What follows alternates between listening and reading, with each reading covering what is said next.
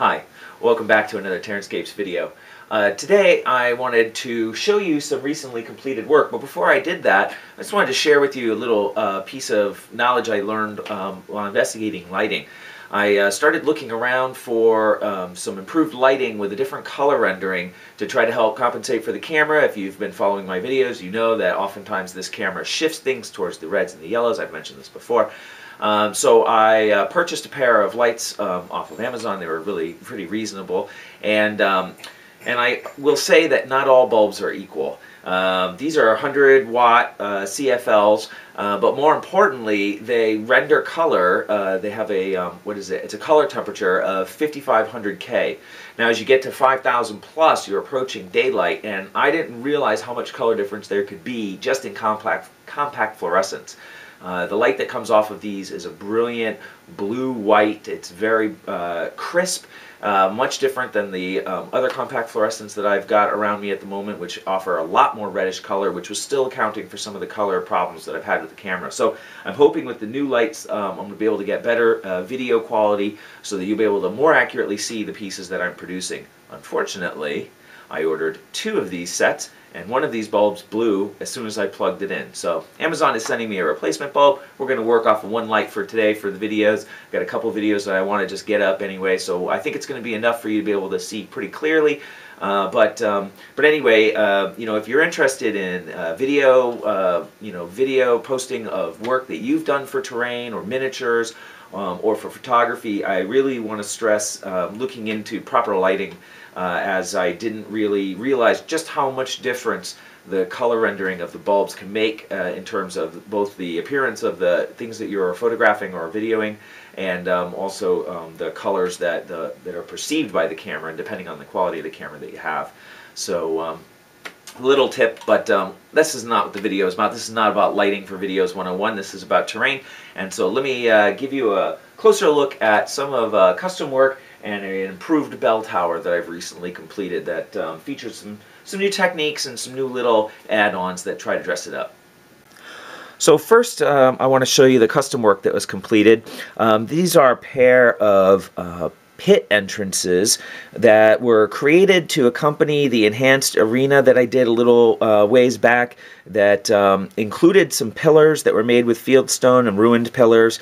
So the customer requested some additional pieces to go along with those pillars that could add some variety to the dungeon and add some other options for interactions, or I shouldn't say for the dungeon, for the arena.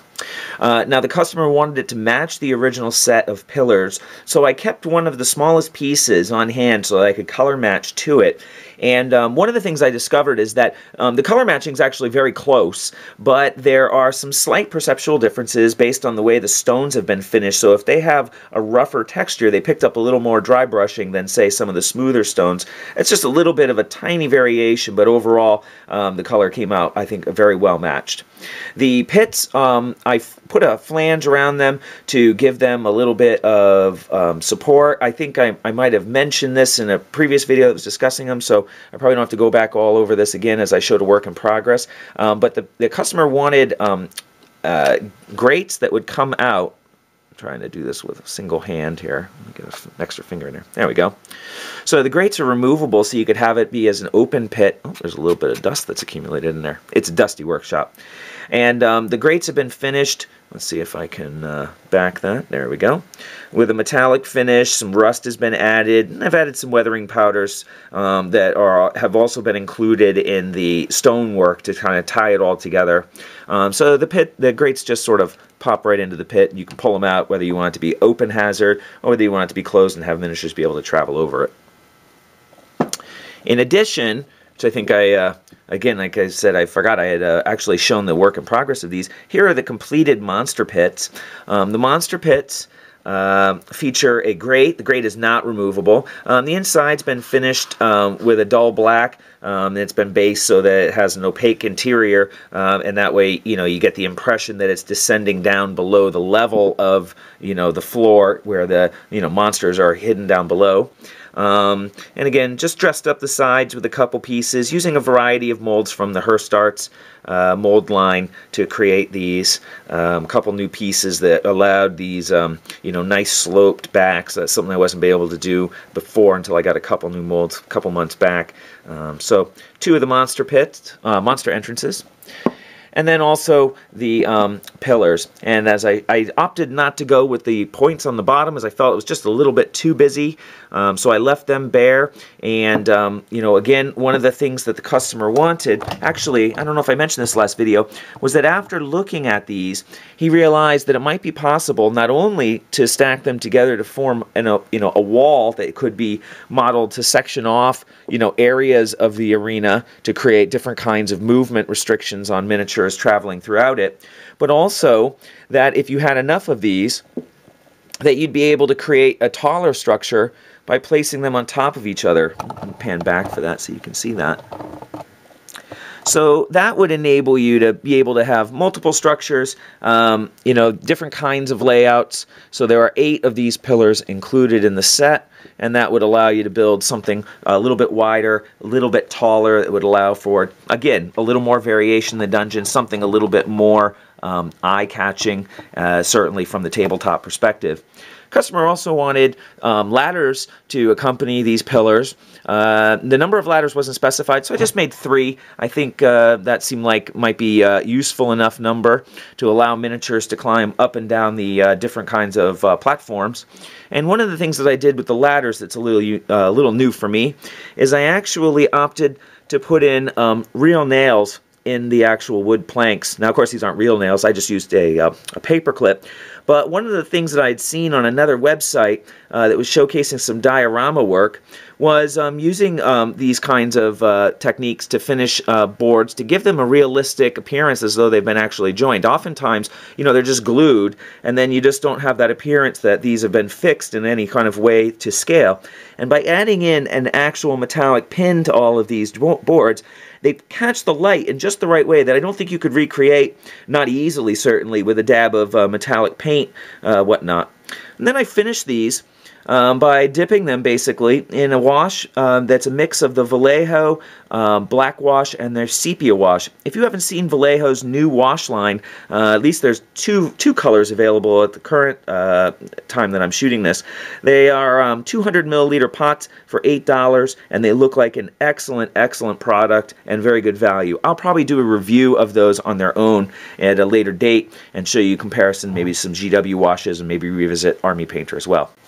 So here you can see the BellTower. BellTower is constructed from the basic plans off of the Hirst Arts site using the BellTower mold. And this is maybe the 3rd or 4th BellTower that I've built. And I really wanted to take a little more time to finish it and give it a lot more depth, as some of the previous Hirst Arts buildings I built were just a little more flat, and I've learned some techniques since then, so I wanted to apply them here. The first thing that I wanted to do is to give it a lot better weathering effect. So I've gone in and very carefully and, sort of multiple layered erosion marks or weathering marks underneath key areas to show where water has been cascading down. Give you a little bit of a better close-up of some of that. And that really brought a lot of life to the piece, I think, overall. Taking the time to really go into detail on that and look at all the different areas, particularly in areas where, as I've noticed on some buildings, you see that as the peak descends, it gets darker and darker progressively as minerals build up along the bottoms of all of these. So I've gone in each of these peaks, really given them some gradual shading, some gradual washes, added a couple bird droppings here and there, and also did that on the the top pieces as well as all the what are these called? Spires? I don't know. Points on the top. Then I decided that I'd take the opportunity to dress it up just a little bit further, and after giving it some washes with some weathering powders, I decided to go in and add some crows. Checked with the customer, see if he was interested in that level of detail. He was, so that gave me a great opportunity to model. I picked up some crows. These are from Mega Minis. Mega Minis is a small miniature manufacturer that produces miniatures to order, so they actually cast on request. And the crows are great. They're perfect scale. They're relatively inexpensive, and they just give the perfect feel for the BellTower, I think. And then using some sisal material, I constructed a nest for the crows so that they'd have somewhere where, you know, they can hang out. I didn't want to go too heavy with the crows, however, or the bird droppings, as, you know, I didn't want to take away from the tower. These are meant to be treats when you come in to look at the tower up close, rather than be focal points of their own. And in fact, at a distance of maybe, say, 3 feet, it's kind of hard to pick them out because, you know, they are dark colored on a dark colored building, so it's not something that jumps right out at you, and it's not meant to be. It's, you know, something to really come in close, take a look at the miniature, the miniature building, appreciate some of the detail that's been put into it, and then get a little extra treat when you really take the time to look. So that's the bell tower. It's probably one of the nicest buildings I've finished to date, actually, just in terms of aesthetics and overall feel. I really like the way this came out, and I liked adding the extra details, and it's something that I really want to pursue a little more aggressively in future projects. So expect to see some similar work coming out in upcoming videos and photographs. So thank you for joining me for another video. I hope you enjoyed taking a look at some of these pieces. And if you want to see photographs of these, they'll already be up on the site by the time this is posted. I'm going to try to make that a regular habit from now on. When I have finished pieces, I'm going to try to get the photos up before I post the video, and then I can put a link to the photos directly below the video, so make it a little easier for you to follow up on that. Of course, if you want to see anything that I've done in the past, other projects, custom work, ideas like that, you can always go to TerranScapes.com, and there's contact information there to reach me. There's a newsletter to follow, how things are progressing with TerranScapes, and of course, you always feel free to leave comments below. I really appreciate a lot of the positive feedback that I get, and I'm always happy to answer questions when you have them, so feel free to take advantage of that. Anyway, I'll be coming back with another video very quickly. I've got a couple more that I'd like to shoot in this session, so stay tuned and keep an eye on the channel. Talk to you soon.